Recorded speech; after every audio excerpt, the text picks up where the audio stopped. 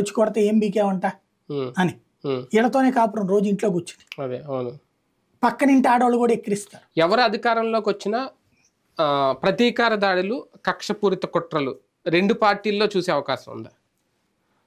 Telugu Desam party కూటమి అధికారంలోకి వస్తే చంద్రబాబు గనక మళ్ళీ పాత చంద్రబాబులాగా కంట్రోల్ చేస్తే వెంటనే అవుతుంది.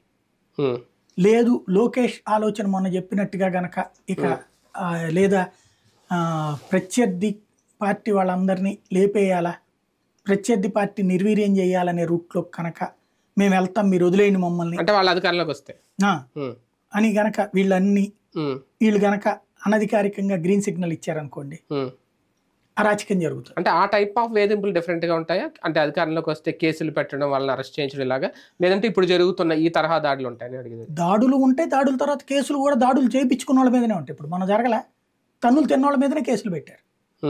ఏడో బెంగళూరులో ఉన్నటువంటి వాడి మీద కూడా కేసు పెడతారు. ఇక్కడ మీకు పల్నాడు రాయలసీమ ప్రాంతంలో ఉన్నటువంటి వాళ్ళు, నేను మొట్టమొదటి నుండి చెప్తున్నా, ఈ రాజకీయ ట్రాప్ లో పడి నాశనం అవుతున్నారన్నది నేను 2 ఏళ్ల నుంచి చెప్తున్నా.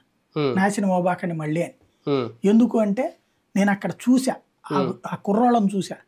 అక్కడ చివరికి వీళ్ళు చేసుకునే పని ఏంటయ్యా అంటే కార్లు అద్దెలకి ఇచ్చుకోవడం, కారు డ్రైవింగ్లు చేయడాలు, ఏదో ఒక ఆఫీసులో పని చేసుకోవడాలు, తల వంచుకు బ్రతకాల్సి